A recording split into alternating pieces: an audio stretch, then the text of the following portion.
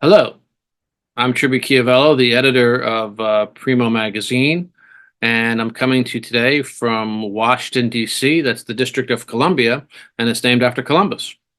And this is Easter Monday, and I want to wish you a happy Easter. This is when we celebrate the Lord's resurrection, and I hope all is well. Today, we're going to talk about something not really Italian. It's here in Washington, D.C., since we live here and work here. We will, on occasion, cover things that's local. And Washington is a fascinating city.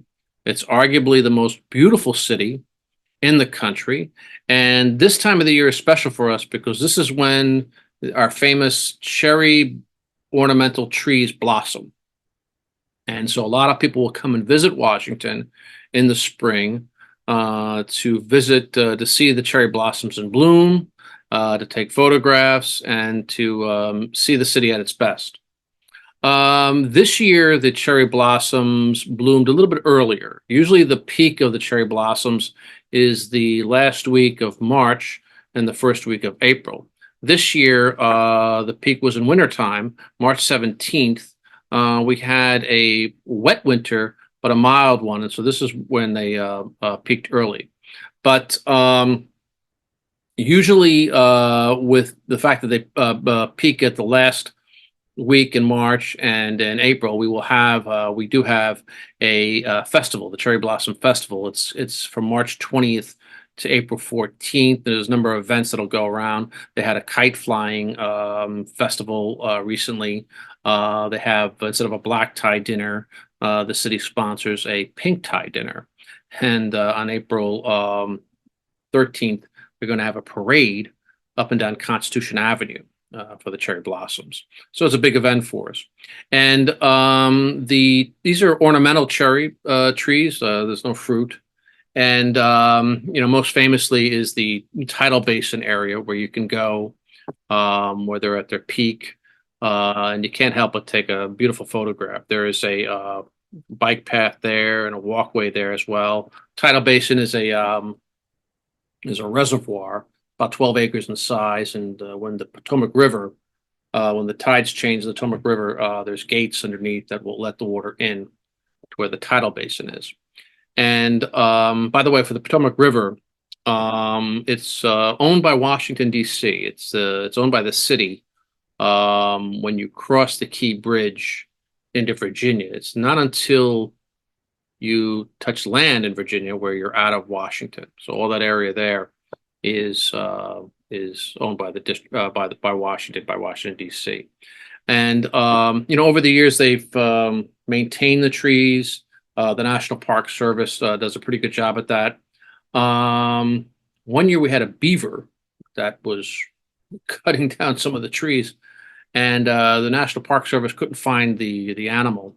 But sure enough, the local Fox News affiliate took a helicopter over the tidal basin, and sure enough, you saw the animal swimming about. So they were able to capture the animal and save the trees. But who deserves credit for all these beautiful trees that we have here, cherry blossoms? They're not just in Washington, D.C., where the National Mall area is. That's where the main monuments are. That's where the Washington Monument is. The Lincoln Memorial goes all the way to the Capitol. Then on the side there is the Jefferson Memorial, where the tidal basin is. But the person who deserves credit for it, her name is Eliza Skidmore.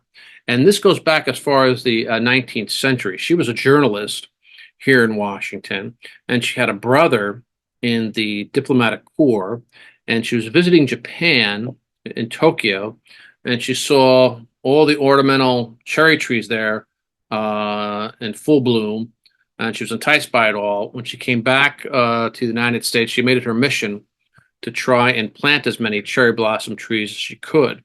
And she was collecting money, trying to plant the trees here in the District of Columbia. She found some pushback by the superintendent of parks here. This is before the National Park Service.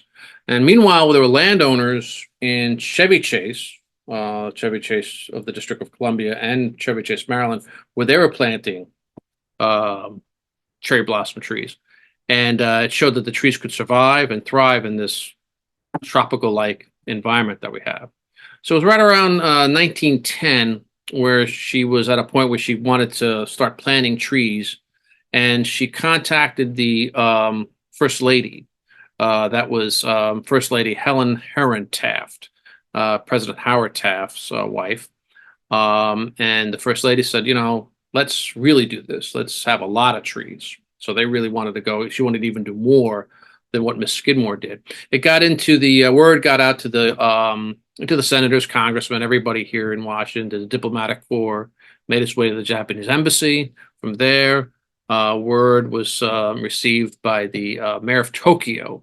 His name is Yukiya Ozaki, I believe was his name, and he went ahead and donated 3,000 cherry blossom trees, ornamental trees, and they were shipped to Seattle, and then from Seattle they were going to make their way all the way to Washington. Well, it was discovered that the trees were full of insects. These were not native to the United States, so they would have harmed our plants and trees here. So the president was advised to destroy the trees, and that's what he did. He ordered them to all be set on fire, and so they gathered all the trees together that was recently shipped from Japan and burned them to ash. So word went back to the mayor of Tokyo about this, and he went ahead and he sent a new batch of trees. This time, he made sure there was no invasive species there on any of the limbs. And on March 17th, 1912, they began to plant the first trees, and had a big festival here. And it's never looked any. It's never looked more beautiful, really. The trees there, beautifully landscaped. You can't help but take a photograph of it. And over the years, more trees were donated from Japan, really up until World War II. And it's kind of sad when you think about it. A lot of trees were shipped here. We also had exchanges with them. We sent them dogwood trees and American Beauty roses. They sent us Japanese lanterns at one point in time. It was really quite the relation we had. And all of a sudden, December 7th, 1941, we're at war with Japan. But after World War II, it was right around 1965 when First Lady Lady Bird Johnson wanted to have a beautification program here in the United States to beautify the highways and the parks and things connected to that. And so the Japanese shipped another batch of trees, ornamental cherry trees. The residents here have also taken it upon themselves to, plant trees as well. So you can, when you drive around here in springtime, it's quite pretty. I see a lot of cherry trees, ornamental cherry trees here. Mostly they bloom in pink and white. And I guess the variety is the Yoshino cherry tree. And then there's the Kwanzan cherry tree that they have, according to the National Park Service. And that's the predominant species. There's different cultivars, varieties among that. They can show you on the website of the National Park Service up close about how they look differently. And what I thought would be interesting would be, instead of going down the Tidal Basin, to see if there's any other areas in Washington that you can, if you ever visit, you can see a display of ornamental cherry trees in bloom. And sure enough, there is. There's a neighborhood in Bethesda, Maryland, called Kenwood, and it's about maybe 2 miles away from Washington. It's very close. It's right off River Road, and I came across this area by accident.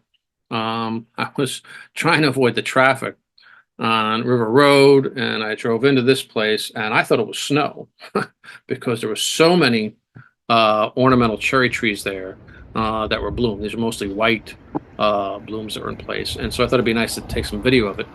And you can see here, this is Kennedy Drive, is the main throughway of the neighborhood. And just as far as the eye can see, were just these beautiful ornamental cherry trees. The neighborhood is replete with very stately looking homes, smaller than mansions, of course, but it's a very nice area, very nice neighborhood. The developer back in, I think it was the 1930s, wanted to attract residents and so he planted cherry blossom trees there to attract them. He planted a lot of them, it looks like, and sure enough, that's where they moved. When we were there on a weekdays, right before the peak, it wasn't as crowded. On the weekends, it can get very crowded. People walk around and take photographs of these things. There's hills there. You walk on top of a hill, look back, you can see an incredible array of ornamental cherry blossom trees. There's a park there. There's a creek that runs through it, a bike path, a walk path, playgrounds. But just to catch a glimpse of it, really, it's just maybe I could cover maybe a third of this neighborhood to see how many ornamental trees there are. It's quite amazing. The picturesque the scene that's there. Just white all over the place, white blooms everywhere. And this is right off River Road. This is just one of the places you can see a lot of cherry blossom trees. And it's quite quite the showcase. It's another reason what makes Washington so beautiful.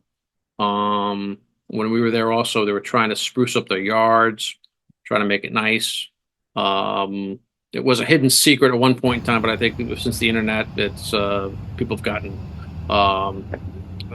been able to figure this neighborhood out and find it and go there and take photographs. I'm not sure if the residents like that notoriety, but they sure have a beautiful area where people can come and see the cherry blossoms at full bloom, and it's probably not as crowded as what you're going to see where the Jefferson Memorial is in the tidal basin.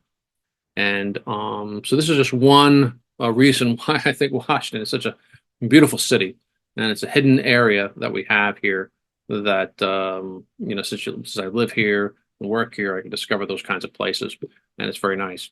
But this is just one more reason to venture out in this area, and I hope in the future I can share with you some of the Italian aspects that I find here in Washington. The cherry blossom trees. It's another reason why I think we're the most beautiful city in the country, and it's always a great time to visit here. But anyway, this is Truby Chiaviello with Primo Magazine. Please like this video and share it, and also please subscribe. I want to thank you very much, and I'll have more videos coming to you in the future. Thank you.